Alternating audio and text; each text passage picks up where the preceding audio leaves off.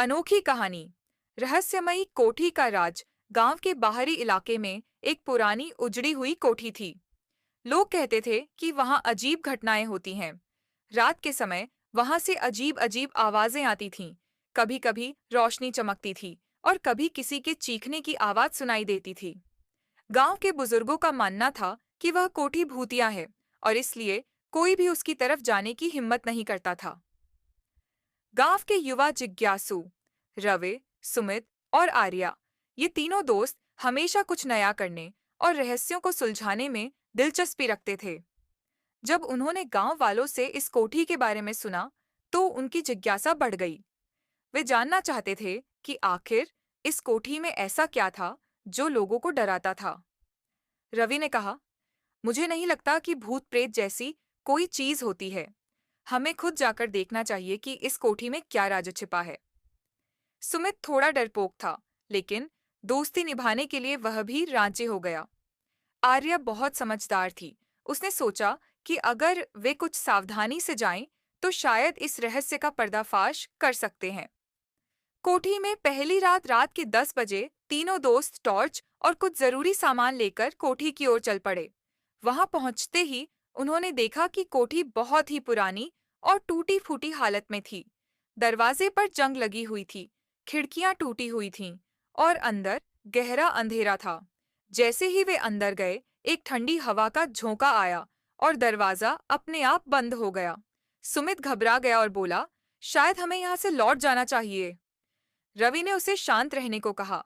डरने की कोई बात नहीं, यह पुरानी कोठी है। हवा के झोंकों से दरवाजे बंद हो जाते हैं। वे टॉर्च जलाकर धीरे धीरे अंदर बढ़े।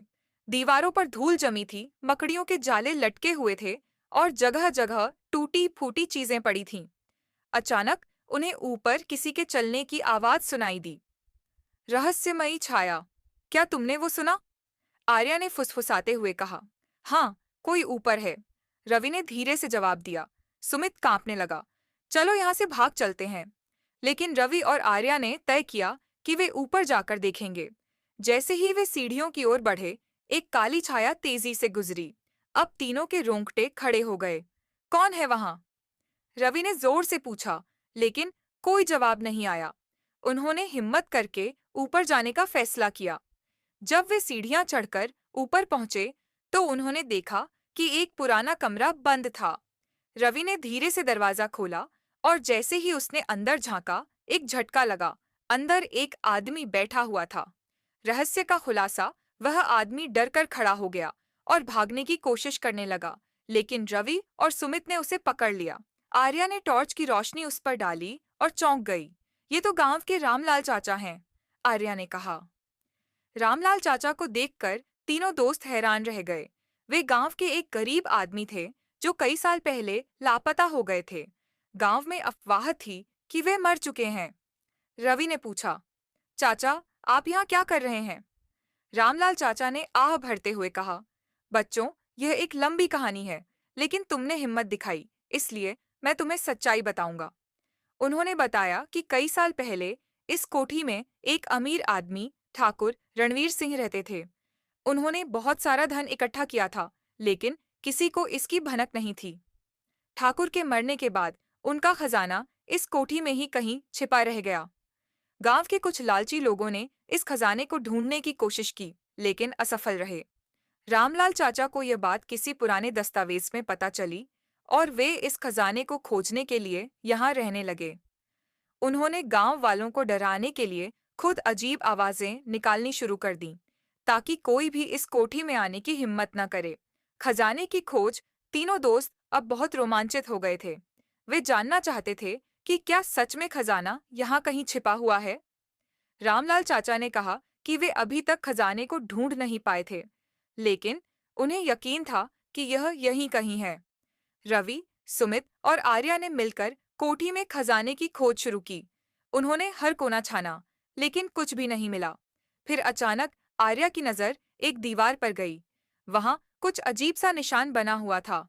रवि ने दीवार को ध्यान से देखा और कहा, यहाँ कुछ गड़बड़ है, शायद इसके पीछे कुछ छिपा हो। उन्होंने वहां खुदाई शुरू की और कुछ ही देर में उन्हें एक पुराना लोहे का संदूक मिला, तीनों की आंखें चमक उठीं। जब उन्होंने संदूक खोला तो उसमें सोने चांदी के सिक्के, गहने और कई कीमती चीजें रखी हुई थीं।